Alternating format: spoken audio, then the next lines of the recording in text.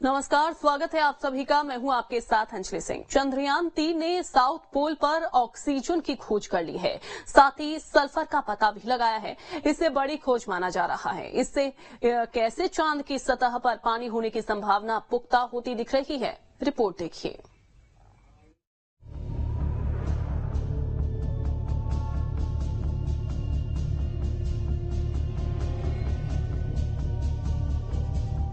चंद्रमा की सतह पर चंद्रयान-3 हर दिन रच रहा है इतिहास। 7 दिन में चांद पर कोई बड़ी खोज से भारत ने जगाई चांद पर जीवन की आस। चंद्रयान-3 चांद की सतह पर लगातार नई खोज कर रहा है। प्रज्ञान रोवर और लैंडर विक्रम हर रोज नई नई जानकारियां जुटा रहे हैं। अब तक चंद्रयान-3 इसरो को 10 तस्वीरें और 4 वीडियो भेज चुका है, जिसमें चांद के कई अहम राज खुले हैं। चंद्रयान-3 ने पहले साउथ पोल के तापमान का डेटा भेजा, तो अब उसने ऐसी अहम खोज की है जिसने पूरी दुनिया को हैरान कर दिया है। चंद्रयान-3 ने चांद की सतह पर ऑक्सीजन और सल्फर की खोज की है। इसरो ने इसे अब तक की सबसे बड़ी खोज बताया है। प्रज्ञान रोवर में लगे लिब्स उपकरण के जरिए चांद की सतह पर ऑक्सीजन और सल्फर का पता चला है। इसके अलावा aluminium, calcium, iron, chromium, titanium, silicon और मैग्नीज की मौजूदगी का भी पता लगा है। प्रज्ञान रोवर का चांद की सतह पर सल्फर का मिलना इसीलिए अहम माना जा रहा है क्योंकि यह चंद्रमा पर मिलने वाला दुर्लभ तत्व है। सल्फर आमतौर पर ज्वालामुखी गतिविधियों से पैदा होता है और चंद्रमा पर इसकी मौजूदगी से चांद के इतिहास और संरचना को समझने में मदद मिल सकती है। खास बात यह भी है कि चांद के साउथ पोल पर सल्फर का मिलना वहां बर्फ के रूप में पानी होने का संकेत भी दे सकती है और क्योंकि ऑक्सीजन का भी पता चला है तो इसकी संभावना काफी बढ़ गई है।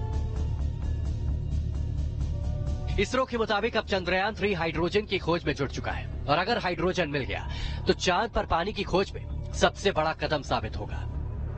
सल्फर की मौजूदगी कोई हैरानी वाली बात नहीं है क्योंकि इसका संबंध आप समझिए कि लावा एक्टिविटी से है। बेसाल्टिक रॉक्स में जो है इसकी मौजूदगी रहेगी, तो ये एक किस्म से एक इंडिकेटर है चंद्रमा के इतिहास का।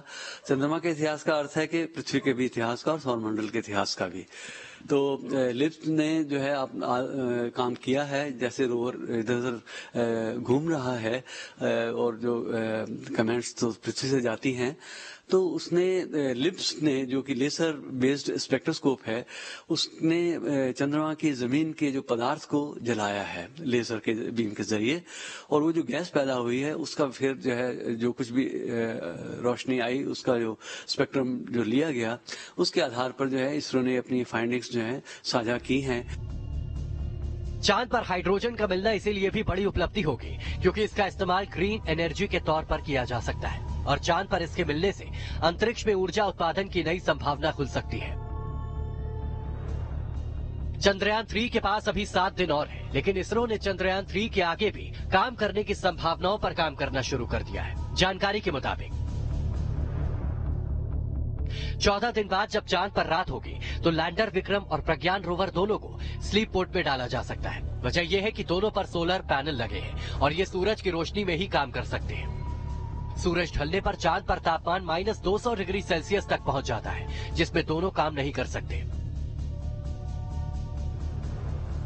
इसरो का प्लान है कि जब फिर चांद पर सूर्योदय होगा तो रोवर और लैंडर दोनों को एक्टिव किया जाएगा और अगर ये एक्टिव हो गए तो फिर से काम शुरू कर देंगे और ज्यादा डेटा जुटा पाएंगे। मेरे राय में 3 तारीख को नाइट चालू हो जाएगी तो सारी की सारी इलेक्ट्रॉनिक स्लीप मोड में चली जाएगी। मैं सोचता हूँ, मेरे पास कंफर्मेशन नहीं है, लेकिन जो सोलर सेल्स हैं वो भी काम नहीं करेंगे। सनलाइट नहीं है तो नहीं करेंगे, लेकिन जब सनलाइट दोबारा से सन आएगा, मतलब उसके बाद मतलब आप समझिए 18 सितंबर के आसपास, तो पहले सोलर सेल्स अगर काम कर रहे हैं तो उनसे पावर जनरेट होगी। पावर जनरेट होने से अंदर हीटर लगा रखे हो, हीटर भी ऑपरेट होंगे और होपफुली इलेक्ट्रॉनिक्स जो स्टोरेज है -200 डिग्री का, अगर वो काम करती है तो ये मेरे नाम में दोबारा 15 दिन काम करेगा। चंद्रयान-3 फिलहाल 14 दिन के मिशन के हिसाब से काम कर रहा है और इन दिनों में चांद की अहम जानकारियां जुटा रहा है, डेटा भेजने में लगा है अब तक चंद्रयान ने जो भी जानकारी भेजी है वो ऐतिहासिक है और उसे दुनिया का कोई भी देश नहीं कर पाया है। चंद्रयान 3 की खोजों से भारत के वैज्ञानिकों का परचम पूरी दुनिया में लहरा रहा है। मिशन आदित्य L1 की लॉन्चिंग के लिए किया गया रिहर्सल, इसरो ने इसकी तस्वीर जारी कर दी है। 2 सितंबर को श्रीहरिकोटा से लॉन्च होगा आदित्य L1। सुबह 11:50 पर PSLV C-57 से भरेगा उड़ान। तो मिशन आदित्य L1 की लॉन्चिंग के लिए रिहर्सल की गई, इसरो ने इसकी तस्वीर भी जारी की है। आपको बता दें कि 2 सितंबर को श्रीहरिकोटा से आदित्य L1 लॉन्च होगा और सुबह 11:50 का समय रखा गया है। PSLV C-57 से उड़ान भरेगा, लॉन्च होगा।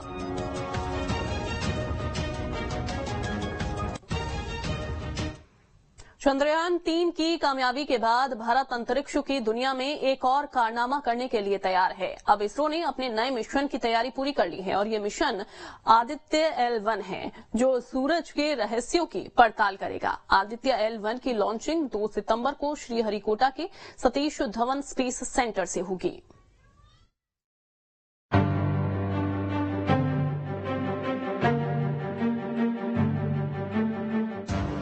इसरो की तैयारी, अब सूर्य की बारी।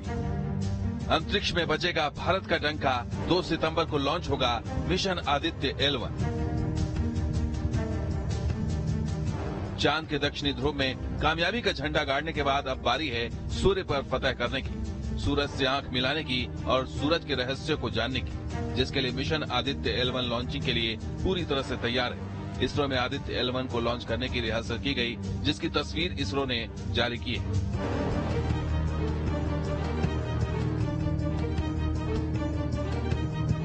आदित्य L1 मिशन 2 सितंबर को सुबह 11:50 पर PSLV C-57 से उड़ान भरेगा।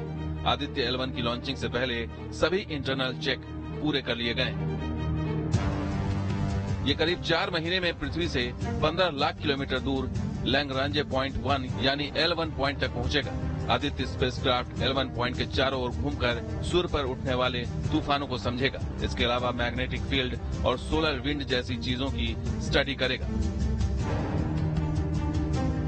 चंद्रयान 3 को लॉन्च करने के बाद सफल लैंडिंग में करीब 40 दिनों का वक्त लगा था, लेकिन आदित्य L1 2 सितंबर को लॉन्च किया जाएगा और इसरो के मुताबिक इसे सूरज की कक्षा L1 तक पहुंचाने में 127 दिनों का समय लगेगा। यह हेलो ऑर्बिट में तैनात किया जाएगा, जहां पर L1 पॉइंट होता है। यह पॉइंट सूरज और धरती के बीच में होता है। जैसा कि आपको पता है, इसके बाद ये जो चंद्र के पे हमने ये यान भेजा है, इसके अलावा सूर्य की स्टडी करने के लिए, सूर्य के बारे में विस्तार से इंफॉर्मेशन प्राप्त करने के लिए हमने अभी आदित्य L1 मिशन का प्लानिंग किया और वो रेडी है। लॉन्च पैड पे खड़ा है आदित्य L1 और 2 सितंबर को उसके लॉन्च होने की संभावना है। सूर्य और पृथ्वी के बीच की दूरी करीब 15 करोड़ किलोमीटर है। पृथ्वी से L1 की दूरी करीब 15 लाख किलोमीटर। करीब 200 किलोग्राम वजनी आदित्य L1 को PSLV रॉकेट से लॉन्च किया जाएगा। इसरो के मुताबिक ये मिशन सूर्य पर उतरने नहीं जा रहा है, बल्कि आदित्य L1 सिर्फ सूरज की कक्षा लैग्रांज पॉइंट 1 पर सैटेलाइट के रूप में सूरज के चक्कर लगाएगा। इसी वजह से इसके नाम में L1 जोड़ा गया है। इसरो के मुताबिक इस मिशन का लक्ष्य सूरज की किरणों का अध्ययन करना है। किरणें अंतरिक्ष की गतिविधियों को कैसे प्रभावित करती हैं। सूरज के फोटोस्फीयर, क्रोमोस्फीयर और सूरज की बाहरी सतह पर नजर रखेगा। आसपास मौजूद कणों का भी ये अध्ययन करेगा। इलेक्ट्रोमैग्नेटिक और चुंबकीय कणों की स्टडी करेगा। साथ ही मौसम को प्रभावित करने वाले कारकों की भी स्टडी करेगा। बात करें सूरज की, तो यह रहस्य से भरा है। सूरज एक विशालकाय तारा है, यानी सूरज अपने अंदर कई रहस्य को समेटे। मिशन आदित्य L1 से सूरज के कई रहस्यों से पर्दा उठ सकता है।